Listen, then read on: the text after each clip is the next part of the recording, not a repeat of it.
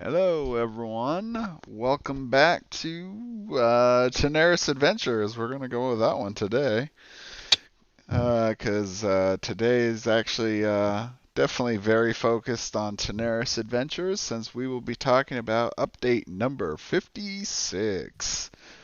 So, for anyone that somehow missed the Kickstarter update from this last week, maybe if you're a late backer or so, there was an update to the page and talked about shipping, um, some about the legendary box stuff, and monster cards. So before we jump off into those topics, one quick update I have is related to the PvP tournament. So previously, you might have seen that the PvP tournament was supposed to occur tomorrow, March 20th, at I think like 4 p.m. or something was what I was putting.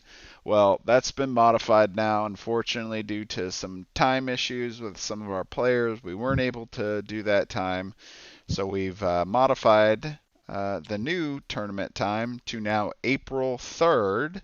So that's just slightly a little over 2 weeks away. So it'll be April 3rd at 6 p.m. is when we'll be starting the first match, and that will be between Wonderkiss and Priest. That will be for the semifinals, determining who gets third and fourth in the tournament. And then we will take about a 30-minute intermission between that match and the finals, which will actually be with Code, who's here tonight, Hi. and Taishin. So that should be a pretty awesome, epic match. I can't wait to see. I was kind of hoping that these two, secretly hoping that these two would get to battle it out because they are two of our really experienced, versed players. And if you guys got to see match 5, it was a pretty epic match, that one. So, and I'm sure Tyson is ready to try to get his revenge for losing that one. Not gonna happen with this guy. Yeah, we'll see. We'll see. So anyway, again, that will be starting at 6 p.m. Central Daylight Savings Time on April 3rd. So put that in your calendar, and we'll see you then. Try to bring as many people as you can. I'll be sending out a link probably for it too, just to get everyone on board. But should be fun, and hope to turn it into a pretty big event. Of course, I forgot the most important part of it.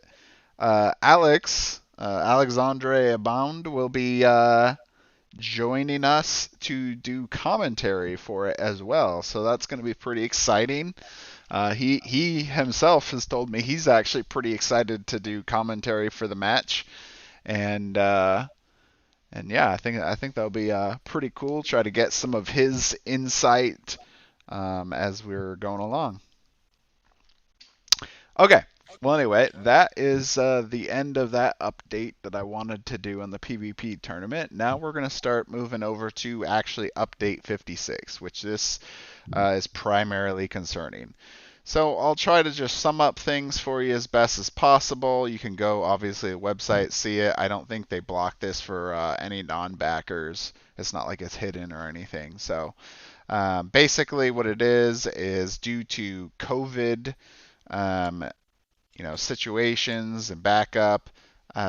All the shipping containers are basically all being used for COVID-related things, or probably already in use from the tremendous amount of backup that's been happening in the manufacturing, and just the trading realm already.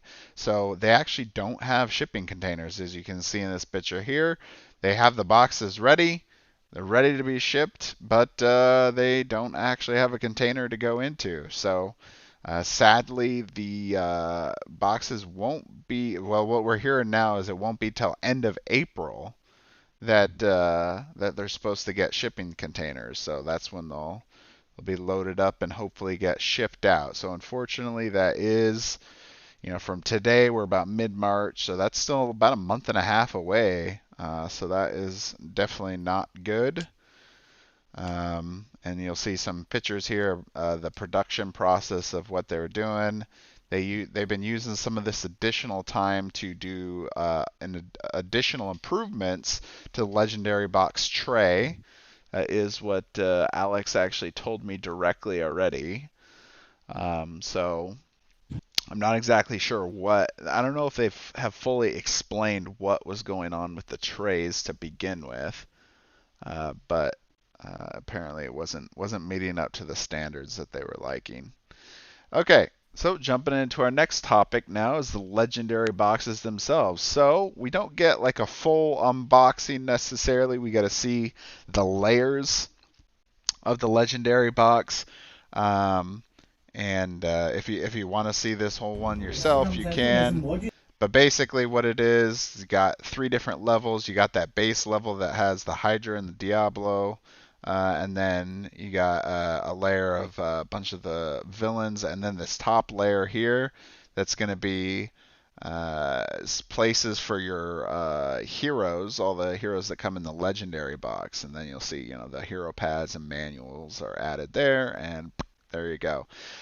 So something I thought was funny, and I saw many people post in the comments too about was was the coughing. Right? Did you hear that Uh, code? yeah, there was a couple call. There was 3 sneezes, I think, actually. When you, Coughing. I watched it like 6 times just to watch the video, but I heard sneezing, coughing, and Oh yeah, there's at least like 3 or 4 coughs or something like in the video. It's I mean it's kind of funny but then sad at the same time because then you're like, oh yeah, we are still like in a whole like pandemic thing, and and everyone's probably freaking out, right? Oh my god, I'm gonna get COVID or something. I mean, I'm pretty sure if these people are coming in, they're probably checking them already for, at least generally checking them for symptoms. But even let's go with the worst case scenario that someone here does have COVID. As we just talked about the shipping update and everything, I mean, these are going to be sitting on a boat for a very, very long time. And then, once they get off the boat, like a month later, then they're gonna, sit in some warehouse or whatever for a while, and then they'll get eventually like packed up, and then it'll take like another couple weeks to get sent to you. So basically, what I'm saying is, worst case scenario, even if there was COVID, there's a lot of time for it to basically be inert by the time it gets to you because it's taken so long that the virus won't be able to survive in that kind of situation. Um, but I don't really think this is an issue to worry about, but just thought I'd bring it up just because I did see some people making some comments about it. And if you are still, completely worried that, something bad will happen, maybe the first thing you should do is just take like a Lysol wipe or something and just give it one quick wipe down when you receive your box, and that should do it, right?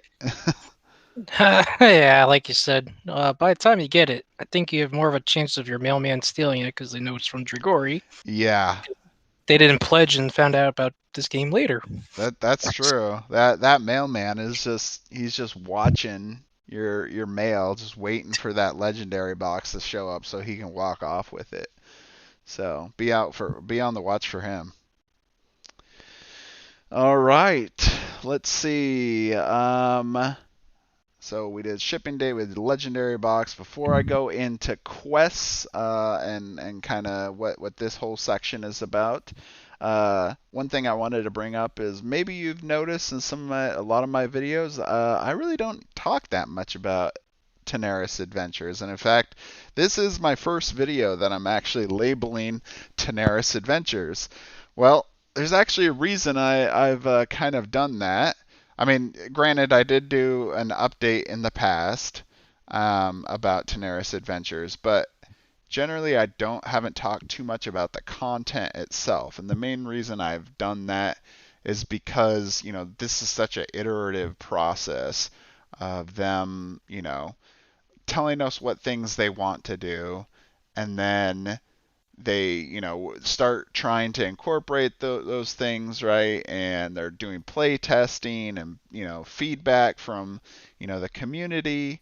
So I don't want to give the impression that if someone watches one of my videos and they go, oh, hey, you said that they were going to do this, or this mechanic worked this way in Tanares Adventures and they ended up changing it, that basically I'd be telling you inaccurate information, because obviously this isn't final.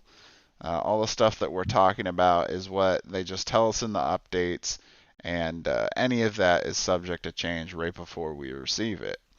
So, in fact, that kind of brings up the good point of the timing, right? So we're talking about 2 months delay from the initial schedule. I believe in my video I said, when we did talk about timelines before, I said most likely people would receive product either in end of April or May. I mean, with basically a 2 month delay, I'd basically be thinking June, July is probably more realistic. Maybe even into August for people receiving Wave 1. And in terms of Wave 2, they have talked about in the past that it was going to be a 6 month delay between Wave 1 and Wave 2. If that's still holding up, I don't think we haven't gotten an official answer yet if they're going to maintain that or if they're going to continue on schedule. I mean, I'm in the camp of leaning more towards that. I think they will end up delaying Tanaris Adventures just because there's just going to be this backlog of all these other things along the way, and they might as well just use some extra time, in between to get some more work done, and put some extra, spit and polish there on that box before it gets sent to you, and definitely not with real spit. COVID free spit if Yeah, worst case. COVID free, just the good stuff. So anyway, just real quickly, that's kind of why I wanted to go over, why I don't really cover Tanaris Adventures content. I just want to make sure that uh, what you're seeing is the most accurate, up to date information. So, all right. So now we're going to talk about monster cards. So this section here is talking about the basically the quests and how they're all going to be different and some of the additional questions that came up. Well, the biggest thing here is these cards right here. So this provides actually pretty significant amount of information. This is the first time that we've actually gotten to see any of these new kind of cards. So there's a couple questions just about the cards themselves. One of those being, can these cards be used like with the core box? Well, you'll notice here at the bottom, and it's actually written on both cards, it actually says Tanaris Adventures. So these cards, and I even got some general confirmation from Dragori that these cards are intended to be used for Tanaris Adventures, not for the Arena core box. So could you use them in Arena Core Box? You could, but there's also some stuff that's not actually implemented yet, so it won't really make sense. And I'll get to that in a second as to what I'm referring to. So in regards to can you use it in Arena the Contest Core Box, simple answer is no. All right. Another question was okay. So let's just examine the cards first. So you'll notice here at the top we have two different types. One is a green, one is an orange. If you go back to an earlier update, which I don't actually have right in front of me, maybe Code can look it up, but there actually was a discussion about the different colors of enemies. So green are more of your healing supportive type characters, and the orange, I don't think they actually clarified what orange was, but I think the idea is they're somewhat similar to some of the hero classes. So as you may remember, green is the color of healers in Arena of the Contest. Orange is the color of tacticians. And you'll see some of the stuff on here that actually makes you kind of think that maybe this character has some tactician type abilities by applying conditions to enemies.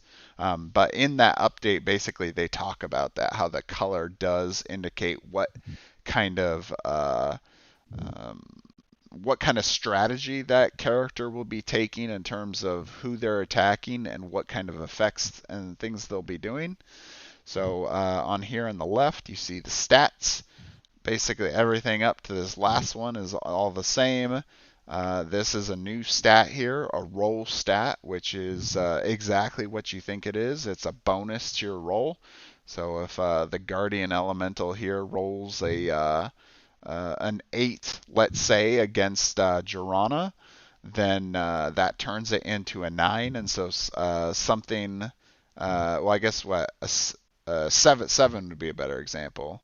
So rolls a 7 against Girana, which would normally be a hit. Well, now they get that bonus 1 to their roll, which turns it into an 8, and now that is a hit on Girana, where previously that would not have been the case.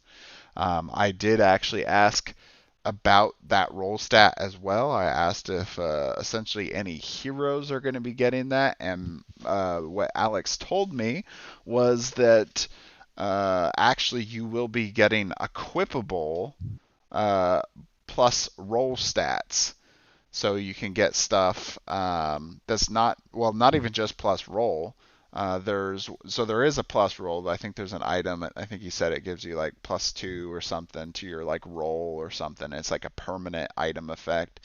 And then there was other things like plus, I think some plus amount to like a crit. So if you get a crit, then you'll do like essentially +5 or +10 or something to your critical hit damage.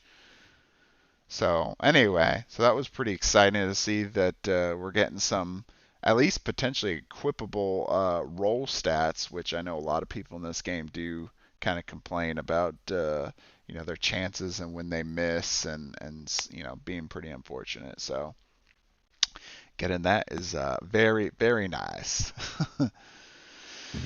All right. Another item here, you'll notice that there is a level marker on both of these, level 1, level 2. So the game actually does have multiple levels characters. I believe that's monsters, and that's how they're going to essentially increase the difficulty, I think, as how the game continues. And along with that, any character that is any monster that is within that same level will have the same kind of like stats in the same way that like all the heroes in a certain class have the same stats within that.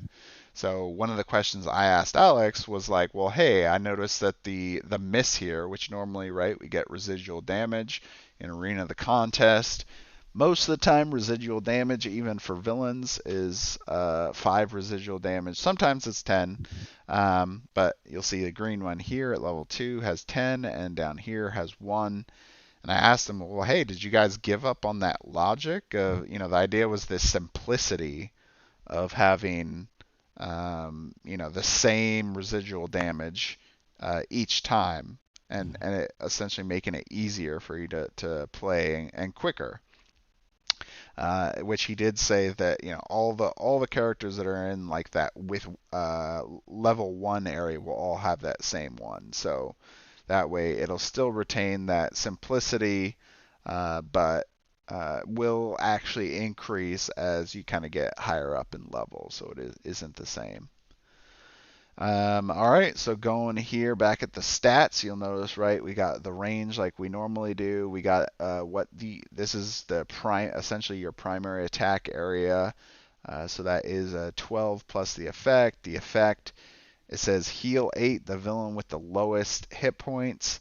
That is essentially the same strategy that's going to be on all the cards for green characters. They're always going to heal whoever the lowest hit point value villain is, and that amount will be for 8, and the range will also be the normal range of the attack, so 8. So this part right here definitely confused me, and I did get clarification on this. So this top right section is your target area.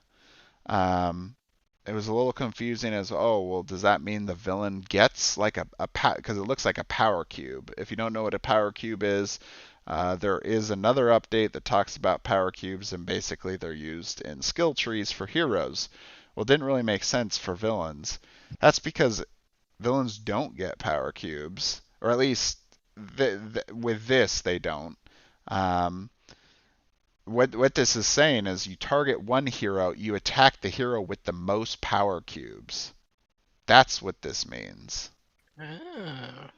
Yeah, and that part was very confusing to me because I didn't really think like plus cube or whatever meant that, but apparently to Dragori, plus means the most and minus means the fewest. So if you go down here, you see one hero minus HP. That means attack one hero with the fewest hit points. So this is actually an important point because I specifically asked this question. I was like, oh, so kind of like basic strategy then to Alex. And so for people who don't know what basic strategy is in Arena the Contest, basic strategy means you attack the closest hero with the lowest hit points. But apparently they are changing the AI now. So now you will be able to incite reaction attacks, and Alex actually did confirm that with me. So, for example, if this noxious orc who has a range of 1 sees that there's somebody with lower hit points, he may actually go to attack somebody with lower hit points, thus inciting a reaction from any adjacent hero characters. So that is tremendously good for especially our melee characters who did suffer a little bit more because they never got to do reaction attacks, and even still some ones that got special bonuses like Oris, right? For example, his primary ability would allow him he'd do damage to 2 different characters, and then I think it was either the first or last character. The effect was that they wouldn't be able to make like primary attacks or no reaction attacks. I'm sorry. So anyway, just different things like that. Where we're gonna see some more unique strategies in the campaign that we haven't seen in Arena of the Contest. Okay, so going down here, this is another new part here, specifically this effect. This is a little confusing. It says vulnerable 6. Well, apparently Dragori actually does intend to really utilize these tokens, which previously they really relied on the cards. Well, it sounds like they're going full in here with using tokens now, because vulnerable 6 means you get 2 stacks of the vulnerable condition. And then, of course, you see this symbol right here that looks like maybe some glasses or infinity symbol with a lightning bolt. That means ends only if used. So now somebody the target will be inflicted with 2 stacks of vulnerable, which is increase of damage to +3, I believe, right? Um, so you'll get that twice. So that means that would have to be 2 separate attacks that hits that character to consume both of those vulnerables. Okay. Moving down earlier, I mentioned already about R damage, residual damage, same as before, but the values are different now than what they were before. Now we're going to unprovoked. Okay, so this was the part that definitely confused a lot of people, including myself. And I actually even went back and looked in one of the earlier updates that talked about this. So there's 2 separate things going on. One is the actual unprovoked, which basically that means that the heroes did not directly attack that villain.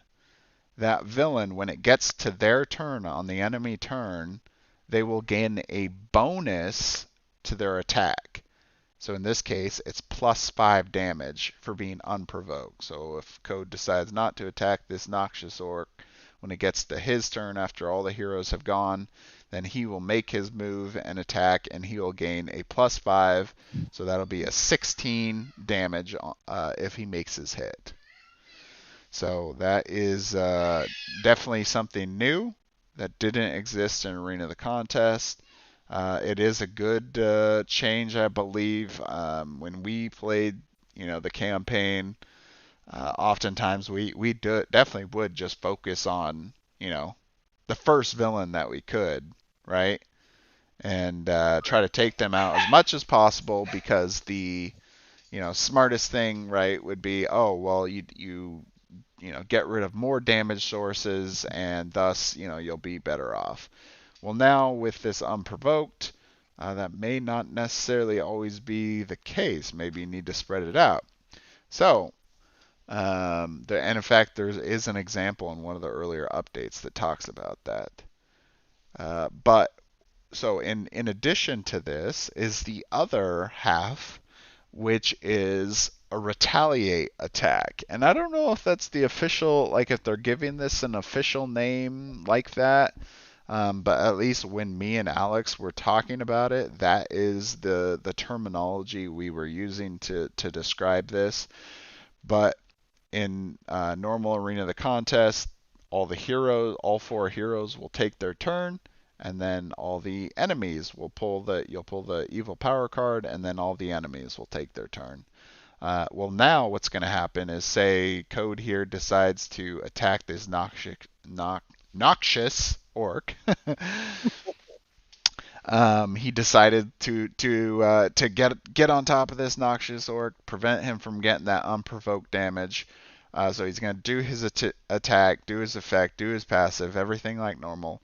But then, instead of that orc waiting until it is the villain's turn, he will automatically react or retaliate and do his move and attack before waiting for the villain turn. So that is definitely some completely new. Normally you just stand back and blast away at all the villains that you wanted to attack, and then they had to just stand there and take it until it was their turn. And sometimes some villains wouldn't even get a chance to attack. Well, now there's a very good chance all the villains are probably going to get at least one attack back at you before you get to kill them off, because this guy here will be able to move up, make his attack, and that will be his turn. Now, the thing to note too is, let's say Code decides just to attack this noxious orc, nobody else. And let's say this guy is one of the other enemies on the board. He'll get that unprovoked, like we talked about earlier. But let's say it's only these 2 enemies on the board. Since only the noxious orc has actually done his retaliate, he will actually already be done. There won't be any other actions that he'll take for the enemy turn. So then this guardian elemental will he'll take his turn, gain the unprovoked damage bonus on his turn, which obviously then that turn into a 17 on a hit, and then and then it'll continue on. Once all the villains are finished, then it'll go back to heroes, and it'll continue like normal. So the idea is basically they'll get a jump in the turn order if they get attacked, which is completely new. So what do you think about some of these changes here, Code? Very, very intriguing. It's good. It's almost like playing a different game when you think about it, because as you were mentioning, most time when you play the quest or the campaign, you're targeting usually one creature at a time. Yep. Uh, but now, especially with the noxious orc, it's 11 plus if he's unprovoked. That's a 16 hit damage. Yeah. So, 16. Or, yeah, 16 to the guy with the lowest HP. That can be painful. Yeah. Uh, but I also like the fact that now enemies could also be have reaction attacks against them. I think that was one thing that was annoying playing the campaign is that they always avoided that. Yeah. So it actually makes, You having actually that get to make reaction attacks reaction now. attacks, yeah, instead of just being more of a PvP only thing. Yeah. Um, which is cool, but I, when I first saw these cards, I was kind of, confused at first, but you could kind of piece some of the simple stuff together. Yeah. Uh, Definitely. I could kind of guess what was going on with this one. It was a little confusing. Really, I think this target block area was the part that confused me the most. yeah, Because you know, I had no idea that plus cube meant attack the hero with the most power cubes. I thought that meant I thought that meant he like gained a power cube when he attacked a hero or something. something, yeah, and or I thought something like attack hero and like take a power cube or something. I don't know. Yeah, You could take that different ways depending on how you look at it or something. yeah, But I like how they're making the enemies more innovative and basically, I don't want to say smarter, but essentially they do a little bit more than just go whatever power card or evil card is say you flip and follow that strategy. yeah. Um, And there's definitely gonna be a lot more strategy because there's one aspect of the card that I almost forgot to go over, and we'll quickly talk about that. Is the feature, which this has already been mentioned before, but now we actually get to see real life examples on the card of what that is. So a feature basically is an additional effect that's triggered by something that happens basically in the game. So example is let's see, in this one the feature is if the guardian elemental is attacked. You'll see here, right? This villain, if he is attacked and the villain dies, this guardian elemental dies, heroes in, and then this section here I was a little uncertain, but I had a pretty good idea. It says, the square bracket 8 square bracket. That is range 8. right. Takes damage equal to exceeding damage dealt to kill. So the idea is you want to try to kill this guardian elemental with exactly the amount you need. So, if he has 10 health left, you want to use an ability that does exactly 10 damage and no more, because otherwise, all the heroes that are within range 8 will take that additional damage. Say you do, 15, then, it'll be 5 damage to all the other heroes. So, that is a feature. And then down here, the feature is the villain's turn. The villain hits a target that has no other hero in range 1 of it. So hits a target that no other hero. Yeah, so basically he'll get to do another hero that's uh, within one there. Let's see. Power after the attack, the villain deals plus 5 damage and push to the target. So then he gets to do a push action as well. So Hmm. so anyway, so there is some additional things that the villains do now. It's not just damage and then just their effect. They also have an additional aspect that you have to plan around. So positioning obviously would be very important for the orc.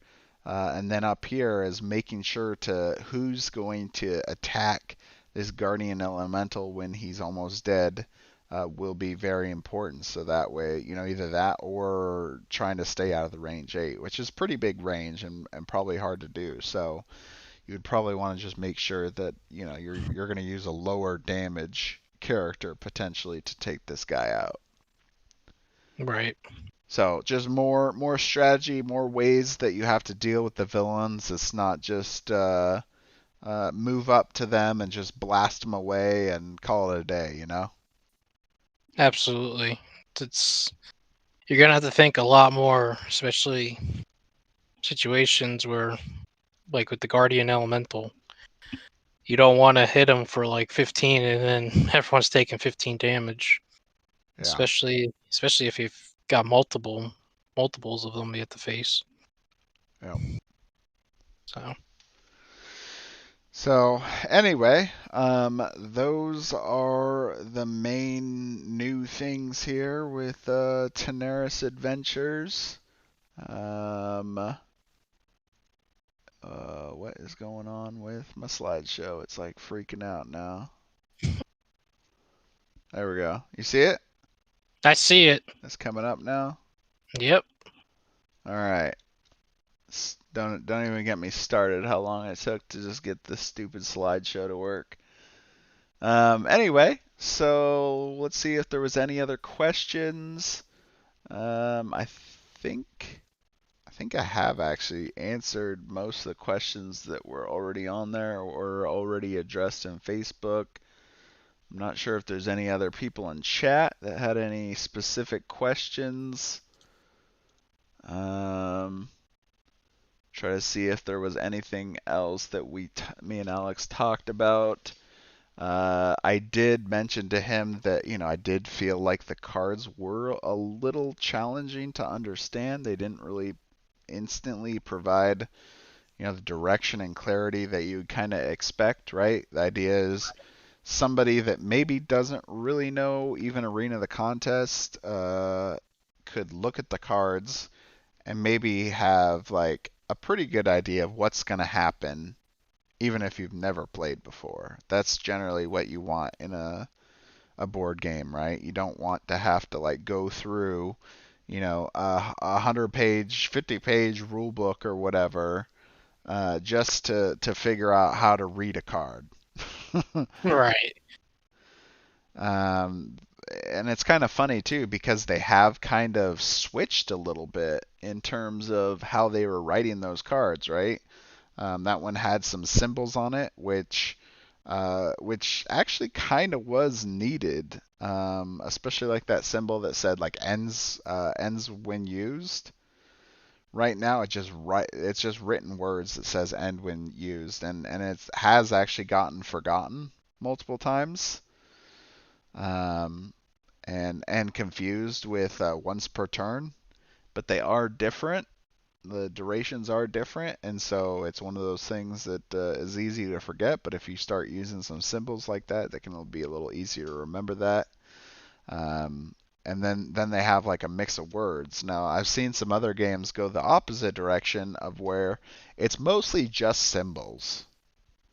And if you have the symbols present, in front of you, then maybe it's not too bad, or if there's not like a crazy number of them. But if there's a lot of symbols and a lot of different, things, and it's trying to communicate too much, it just might be too confusing to follow what exactly, someone wants to do. So I think it's good to have a little bit of a balance,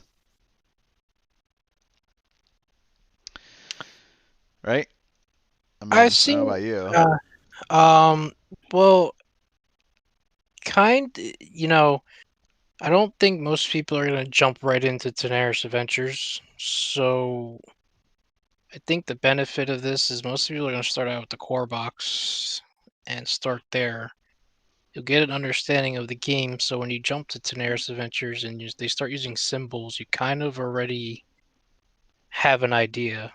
Versus, if you jumped right into Tanaris Adventures and you see this card, you're gonna be completely lost. Yeah, So, you're gonna start seeing like the tokens on Noxious Orc or the Power Cube on the Guardian Elemental.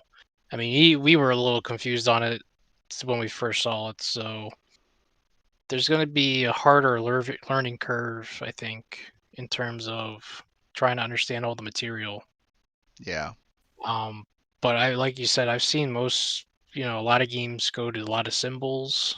Um, but that kind of goes with their concept of building these games is they want you to play them a lot. They're not, It's they're trying to build. possible, but I mean, I really think there is going to be some people that aren't even going to play the core campaign at all. I think there's going to be actually a lot of people that'll go into the new one because there's just so much new stuff and it's so much improvement upon the original campaign that they're just not even going to want to deal with the original campaign and kind of some of the downsides that there are with that. And of course, since it's new stuff, people are all excited to see what the new thing is. Right. And in fact, even Dragori, right, is building a set of rules that are like simplified for people that, don't really want to get super in depth with it, but they still want to go through the Tanares Adventures campaign. So, I mean, I'd almost argue it seems like that there's some evidence to say that they're even allowing people just completely skip the core box campaign if they want to. You could. That's a good point. That's a very valid point. They are making it more accessible to new players to jump into to just Tanaris Adventures. Yeah. Um, I think though, even though someone like me who's getting split shipping, obviously gonna play the core box because I get it first. But if I were Oh to yeah. receive it all in wave two, Because there's going to be plenty of people like that that'll receive just all of it at once. right, I would be. That's just personally, I would be more interested playing it in order. Um, Only because some people maybe like the story to go in order because I know it takes Yeah. place after. So maybe I mean, you could just read it and Yeah. then just jump into it. So, I think it's going to be to depending on you or your game group what they want to do. But without going further off track, the symbols, I think, they're a nice addition. It's something you're gonna have to get used to, I think. And a year from now, when we've played the game for let's just say a couple months, I think we'll be able to read them right off the bat, like it's no problem. Oh So, yeah. Yeah, I'm sure once you get used to it. Yeah. like I said, just a little bit of a learning curve extra, but Yeah. it's not it's not atrocious. It's actually really clean, and you'll Yeah. get used to It'll get there. But I did suggest to him that hey, we can help, or other players can try to help look at some of the cards, get some ideas of readability, and not even just with experienced players, but try to get some people that have never played before, but maybe have played like a board game, played board games, so they have like a general idea of what's going on, right? And obviously, I'm not talking about Monopoly here. Yeah, you always want feedback from all different experiences to better improve their product. Yeah, They might be something that even we are looking at because we're just good at it. That someone who's not played a lot of board games like this yeah. may pick up and be like, "This is hard to read" or whatever. It's just such a fundamental part of the game, right? To be able to read like these different cards and enemies. And if you can't understand them, relatively quickly, then, it's going to definitely hinder the experience. So, It would make it a lot more frustrating. yeah. So, All right. Well, I don't see any other questions in the chat, so I'm hoping that means everything is covered, or if not, make sure to leave me a comment in the video after, and I'll try to answer anything I can. And if not, I'll try to get some answers from Jagori themselves. Anyway, so be sure to like and subscribe. Reason I'm even usually I try not to push that kind of stuff, but I started noticing that a good chunk of my viewers, over a third of people, would watch videos but not ever actually be a subscriber. oh boy, Yeah. So Gotti. don't be the naughty child and just watch videos completely unsubscribed like some kind of heathen. Rebel. I know, right? Anyway, so just playing with you. Hope this is helpful for you, and we'll see you in well, I guess 2 weeks for the PvP tournament, and next week for another stream. Thanks, Code. We'll see you guys later. See you guys later.